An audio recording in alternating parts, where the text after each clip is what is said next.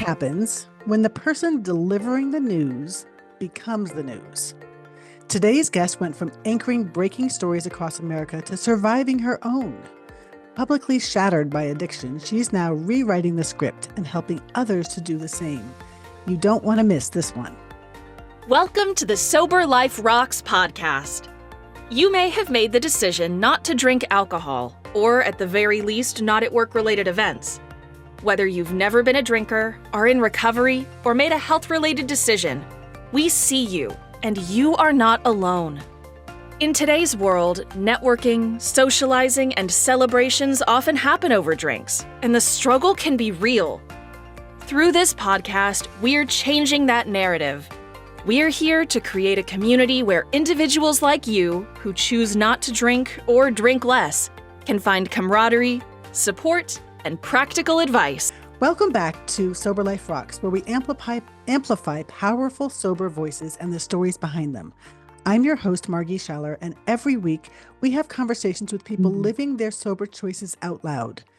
But before we dive in, as someone who was quiet about my sobriety for 18 and a half years, I applaud all of you out there who are living your choices out loud. And if you're a leader in the space, a speaker or a writer, a podcaster or a coach, an influencer or a community leader, we are on a mission to help you have even more impact. That's why we created Amplify Sober Voices, our Thought Leader Conference happening January 15th, 2026. It's where changemakers like you come together to recharge, connect, and reimagine what an inclusive alcohol-optional world really looks like. Head to Amplify Sober Voices to grab your ticket and join us. We'd love to see you there. Now, today's very special guest is Beth McDonough, a national investigative journalist, memoirist, and truth teller in every sense of the word. With decades on the anchor desk covering 9/11, the I-35 bridge collapse, the Jamie Closs case, and the George Floyd riots, Beth built a career on clarity and courage. But behind the camera, she was unraveling. Alcohol addiction, 2 DUIs, and a career-ending collapse led to public exile and personal reckoning. Now, Beth is reclaiming her voice and using it to tell the most important story of all, her own. In her upcoming memoir, Stand By, she chronicles her journey from wreckage to redemption with honesty and grit. Today, she's not just a journalist. She's a model for recovery, a speaker for justice, and proof that sharing your truth can set you free. Welcome, Beth. Hi, Margie. Wow, I'm blown away by that introduction. Well, Thank you. You're very welcome. You know, I always like to just get a short version of what role alcohol kind of played in your life, bringing us to the moment when you said that's enough. So I'd just love for you to take it away and kind of take us on a little piece of that journey. Absolutely. Alcohol took control of my life, as it does with alcoholics, right? So I grew up in a family where my mom and stepdad did not drink at all. And I found out later why, because both grandparents were alcoholics. They died of alcoholism. My biological father, who abandoned us when we were young, was an alcoholic. I had a sister who died from a drug addiction and also alcoholism. So it kind of ran rampant through my family. I was hardwired. I didn't know that at the time, but I was hardwired to become an alcoholic. And, my mother had always begged me, knowing what career I was going into, don't drink, don't drink, don't drink. It's a terrible thing. It runs in our family. And, I tried to honor that for a long time, but you go to college, life takes over, you're living your life, you think you can handle a drink or two. And for, many years, a decade or so, I did early in my career.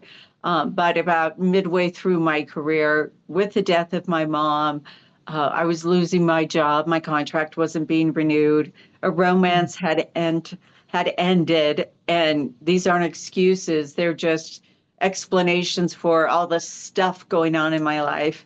And that's before I even got into, covering news and what I covered in news, which I loved, but not everybody does. Murder, death, destruction, mayhem, the big, big blowout stories. I loved to cover those events and interview survivors. I've always been drawn to survivors, and lo and behold, I became one myself. But alcohol played a very dicey role in my life and, ultimately led me to a reckoning. Yeah. So tell me about that moment. Oh, Margie, it was awful. I just got chills when you asked me that. And that's the point, right? It's not supposed to feel good. So I was working for Fox News in Minneapolis at the time. And I got not just one, but two DUIs. The first one happened in 2007, shortly after the 35W bridge collapsed into the Mississippi River. And I got in a little bit of trouble, and I was suspended, and I had to make some reparations and apologize to the newsroom. But I, by the grace of God, was allowed to keep my job at that time. And I say it's a blessing in disguise. My boss, had a face-to-face with me. Beth, do you have a problem? And denial being what it is. And no one wants to grow up and be an alcoholic, certainly be labeled an alcoholic, but shame is powerful. And shame had a hold on me, and you don't want to reveal you're an alcoholic because you're afraid you're going to lose everything. Do you feel Spoiler like you alert. knew, do you feel like you knew that maybe that was the case for you at that time? Or was it I knew I truly was that you starting. I knew I was starting to get into trouble, hmm you know. hmm And spoiler alert, if you also don't deal with your alcoholism, you're going to lose everything anyway at some point. So then fast forward to, I promised my boss this will never happen again. And I was committed to it. I was working a program, doing some things, but slowly but surely, alcohol found its way back in. We'd go out after work, the 11 or midnight news, and be done with it and kind of decompress. And Sure. I'd meet up with other colleagues and we decompress, share what we saw that day, in the hopes you don't take it home, right? Yeah. And so fast forward to 2008, it was actually Halloween night, and I went out with some folks after work, and I had told myself as I was trying to get a handle on this over the last year, um, if I have three drinks, take an Uber, take a cab, go home. That was kind of, that had worked for me in the past year. But, as alcohol does, it's progressive and it's stronger than you are. And I remember feeling like, oh, I'm getting in trouble here. And if I'd simply asked my coworkers to take me home, they would have, but I had an alcoholic mind, and I remember I went to go pay my bill, and I asked how many drinks have I had because I couldn't remember. She said 5, and I'm Mm. like, oh. So like a knucklehead, and when we're drunk, we make bad decisions. And I got in the car and I was driving home because I thought I got to get home safely, before I cause any damage. Lo and behold, I hit someone on the highway at 80 miles an hour. He wasn't injured. The other driver wasn't. His car was certainly damaged. And I was arrested at my front door, the State Patrol Mm. and others. So I was arrested at my front door. Uh, and then I blacked out. I don't remember the rest of that till I woke up in jail, surrounded by a bunch of women who were watching their television monitor, because what else do you do when you're stuck in the clink for a weekend? And there was a news story that came up in my picture. It was my mugshot. And they had both of my mugshots, the first one and the second one. And that's how I came to all Wow. these women Yes. watching that, talking about me, seeing my mugshots up there. And I thought, oh, Mm. this is, That's about there's him. no glossing over this one. This is, you are where you're supposed to be, and you are in big, big trouble. And I knew when I did get out of jail that weekend, my attorney picked me up. He actually drove parked a few blocks away from the jail. So I would have to do the walk of shame in front of the cameras and in front of Mm. everybody, which is what I've done a million times. I've captured people in the walk of shame. And, and then I got the call from my boss. He said, be at the station Monday. And I really had great respect for my boss. I loved him immensely. I loved working for him, and I loved my job. And, I was going to stay at this TV station for the rest of my career in my head. But that ended on that Monday morning. And when I came in, and whew, I can still remember the look on his face. And he was, they didn't do this to me. I did this to them. And I put him in an awful position. And he had to fire me. And the worst words I've ever heard in my life, because I kind of prided myself on being the reporter they called to go do all the stories or things or the challenges that others couldn't get done. I was kind of brought in to get in there and do the impossible. And so when you hear someone tell you you're no longer of use to us, just a shot to my heart. And it was exactly what I needed. That's what got my attention. So, tell me about the rebuilding process. What happened and how did you kind of get your feet back under you at that point? It took me about a solid year. I had a lot of legal consequences, and I had to go. I spent a weekend in jail, had to go to the workhouse for a weekend, which is also like jail. And then I went to treatment. I did a 6-month program after treatment. It's called aftercare, which is like a week. Every week you go in for therapy. And it's really, really intense, though. In that, I also met someone who became a sober roommate. So I created kind of a sober bubble at my home.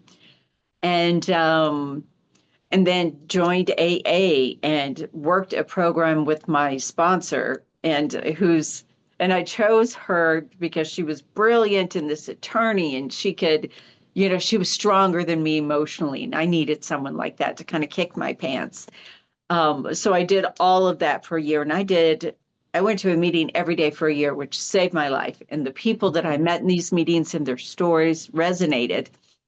And then once I got through all of that, I'm like, okay, I have no money. I'm losing my home. I'm broke. I lost my car. I lost my driver's license. Because in Minnesota, if you get more than one DUI in 10 years, they just take it all. So poof, that's all gone. So it was the dead of winter. I had a bicycle and my 2 feet, and I needed to make a living and find a way to put some food on my table. So I love dogs, and I've often hired, and I've got one right here. He wants to be a part of it. Often hired dog walkers and doggy daycare when I would travel for stories, because I was part of a go team, which is, you grab a bag, you have to be somewhere in 30 minutes, and off you go to the disaster till it's over. And and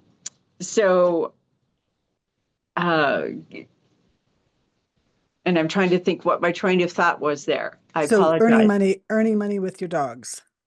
Thank you. Oh, yes. How could I forget this? So I started a dog walking business.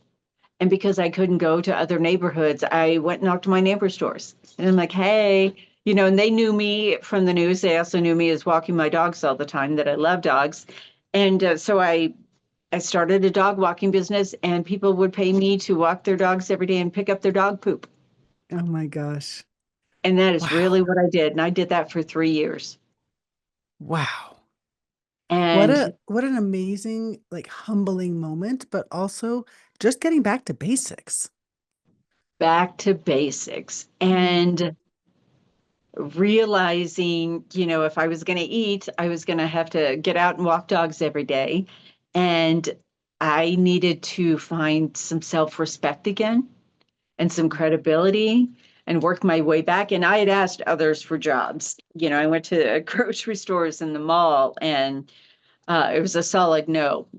Retail shops wouldn't hire me. I even reached out to TV stations hoping, that they would see the experience and the tenaciousness in me, and that I could still write a great story and, interview people. And but the answer was no, no, no, no, no. And, I even looked out across the country, and I was just too damaged at the time, because national entertainment networks had parked outside of my home too. So, word had spread and the mugshots made the rounds. So I'm like, okay, this is what I'm going to do. And, like anything I do, I'm not a halfway kind of person.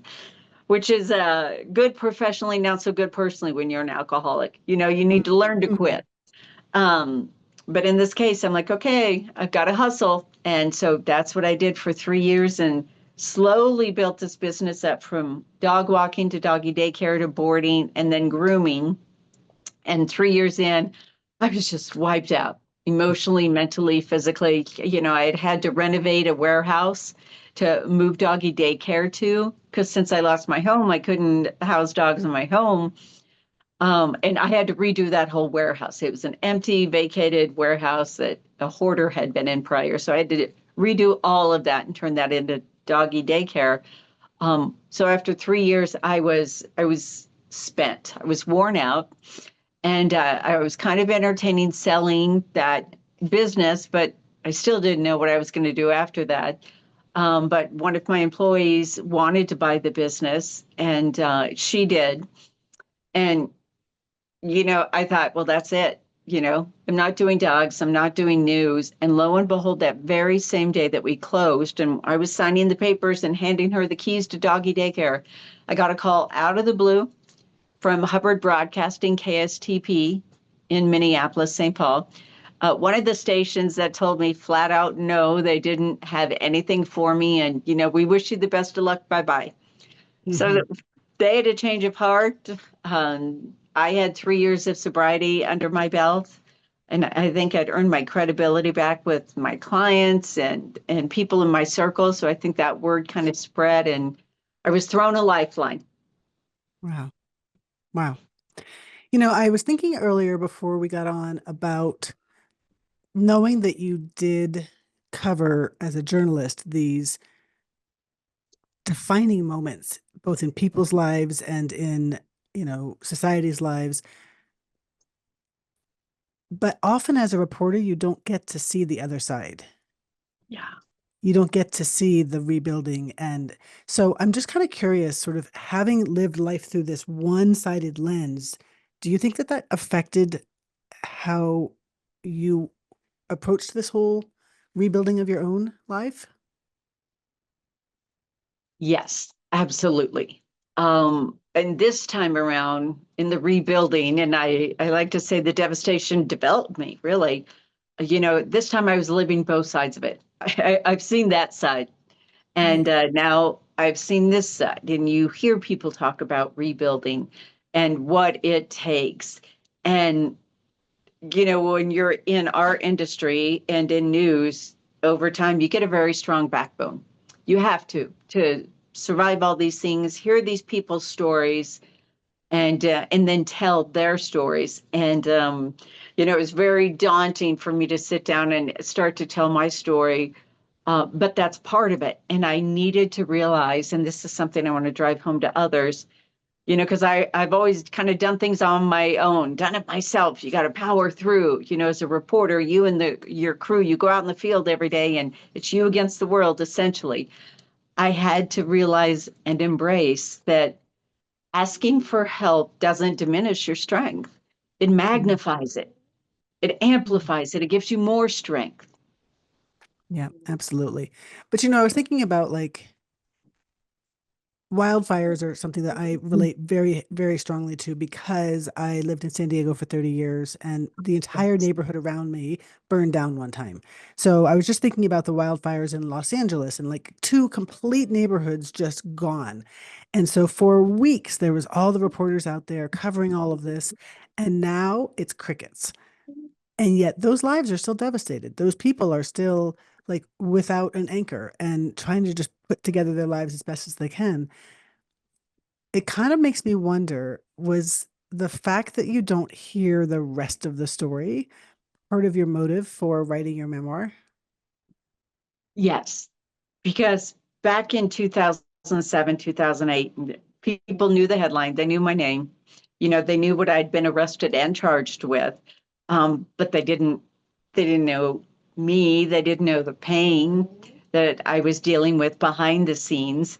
And so I'd never talked about it. I kept a pretty stiff upper lip throughout covering all of these stories. And for me, that's kind of how I survived doing it all of the time. But that was not an asset for me personally going forward.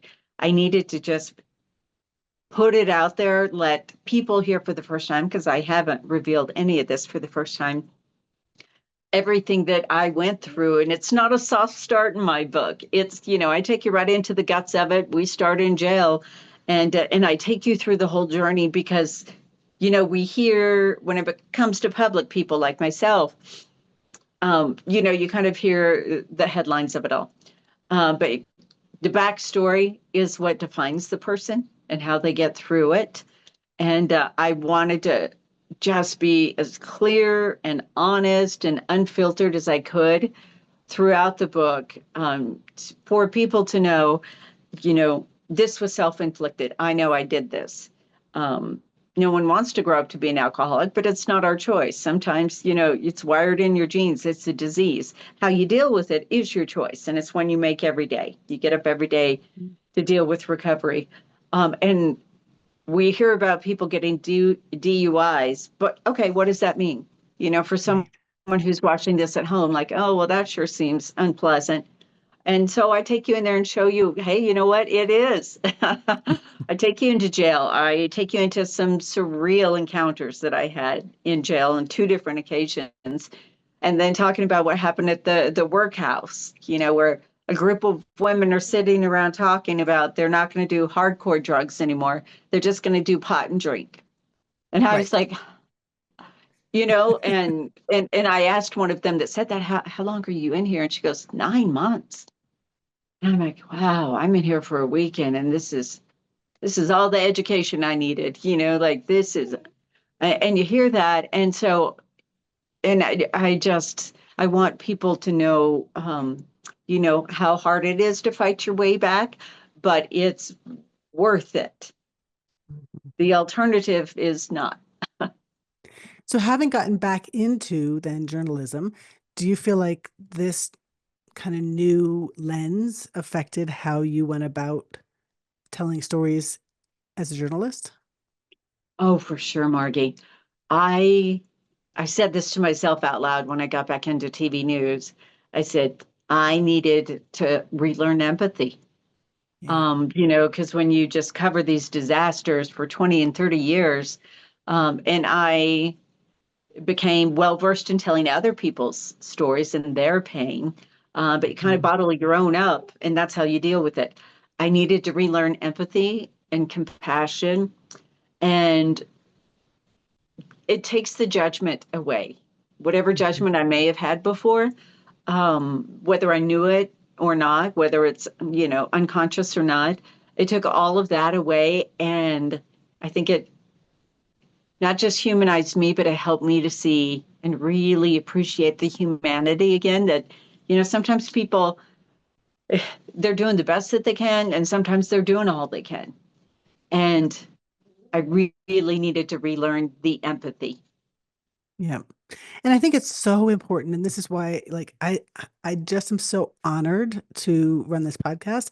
I think it's so important that we hear other people's stories because it helps us reduce our own shame and it offers hope. Like, wow, if she went through that and lost everything and eventually worked her way back, like maybe it's not so dark. Maybe there is hope. But the road back isn't easy. And so I think it's really important that we tell that as well. And I don't want people to be turned off by hearing that the road back isn't easy. Waking up every day, life isn't easy. And my intention is by sharing my story, because stigma, caused me to hide my disease for years and years, is that, okay, if I come out here and I'm sharing my story, maybe people will find the strength inside themselves to also face their truth, because none of us get through this on our own. You just don't. Alcoholism is bigger than any one person. And support, commitment, and help makes all of the difference. You got to do the work. I wish there's no shortcuts. There just is not a shortcut in this.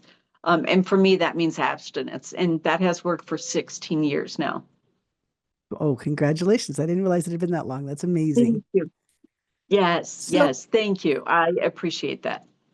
so what have you been up to since then? So you got back into news and then what?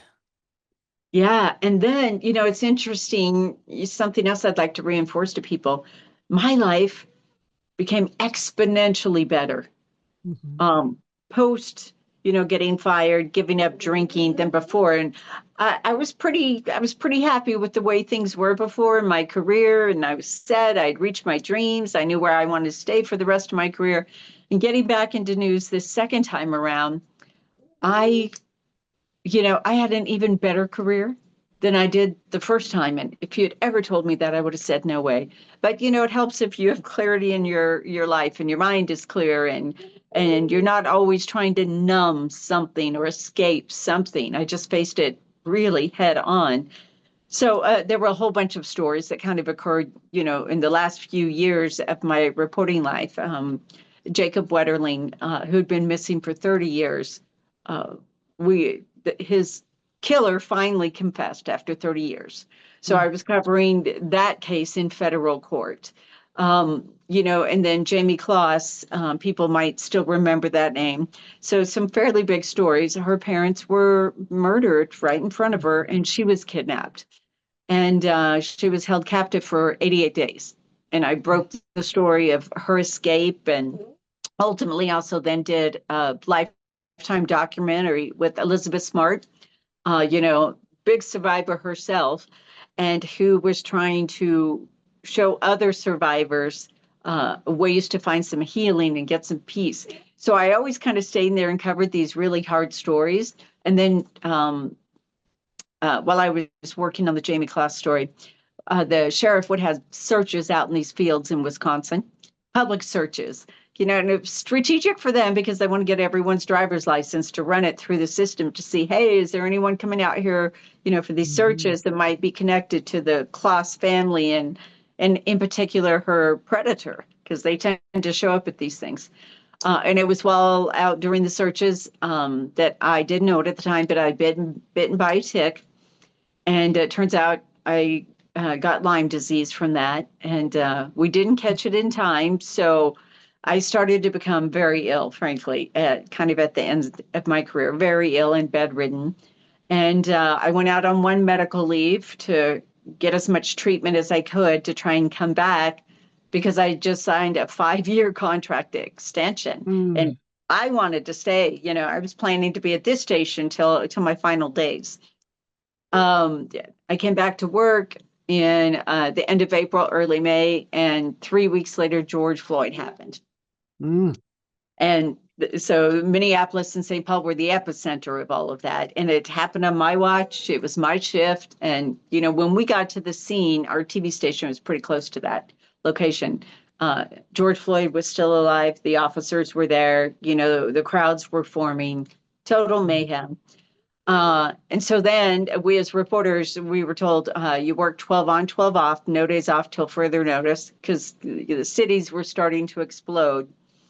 And so we were 3 days later when rioters were breaking into the third precinct and the liquor store and Target and all of that we all saw, that major looting on TV. I was shot in my left hip. With a concrete bullet. Don't know exactly if it came from protesters or police. Police were staged up on top of the third precinct at the time with snipers. Don't know where it came from, but that was pretty awful. And so I recovered from that after a couple of days, but doing what we do in news, you keep going. And fast forward a couple of months, the riots are still going on in Minneapolis and St. Paul. And then I was walking back to my live truck and a protester pointed a gun at my head and said, "Your media, you're next." Mm. And I'm like, I got to read the tea leaves here. Like, I'm deathly ill. This is the second time, that my life has been threatened covering the same story.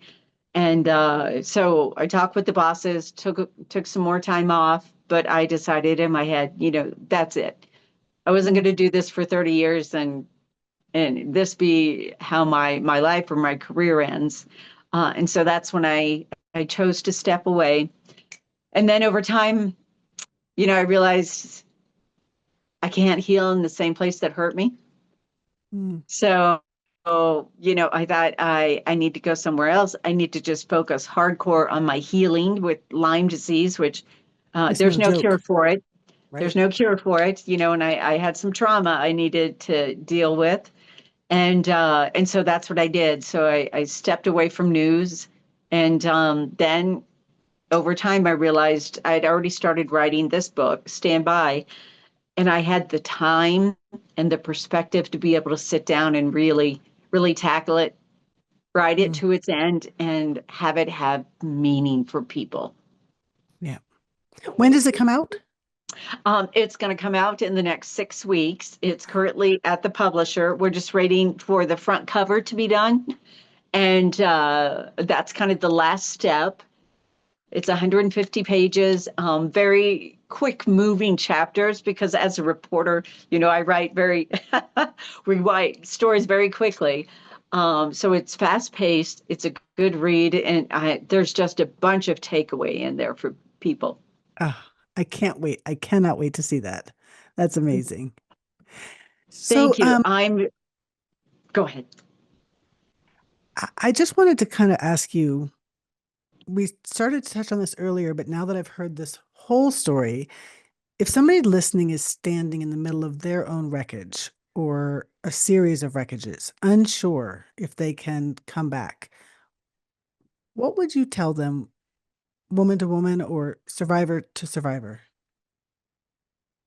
That every day is a chance and you make a choice and you can come back. And that's why I'm sitting here talking with you. Whether you call it making living amends or being a living example, I was broke, lost my home, lost all of my friends.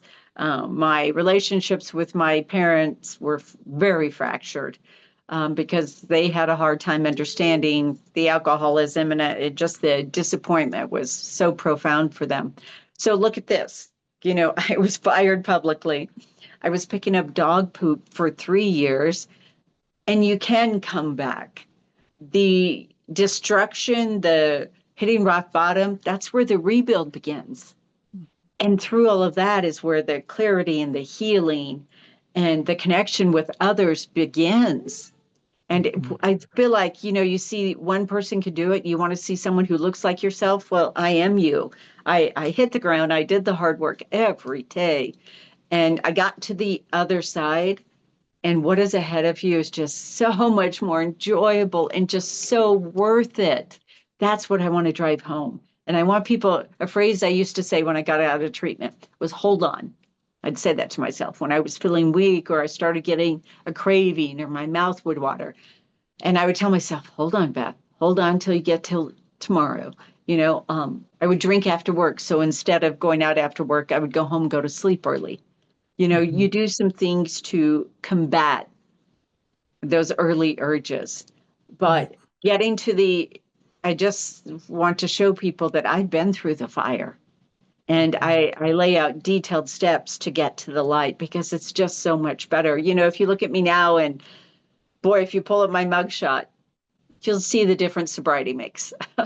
For sure. I did that before I got on the call and oof, what a difference. And what about today? What grounds you today? What do you use today when the day gets tough because the days do? What do you do Mhm. today? The days do still get tough. Mhm. And because life still happens and there's still challenges every day. So what I do now is anytime I feel really stuck, I'll go to an AA meeting. That's kind of where I Mhm. find my peace and my grounding and listening to other people. And I'm like, and I'm in it to hear these nuggets of wisdom. And that's why I go to these meetings and talk with other alcoholics because people just surprise you with these nuggets of wisdom that really resonate with you.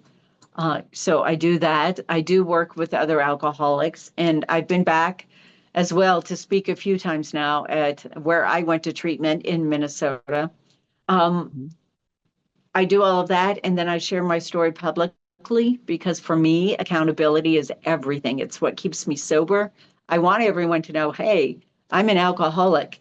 And so when we go out to dinner, or we go, to restaurants or out boating, or it's never a question of if I'm having a drink. And the people around me are so supportive. They also protect me in that realm.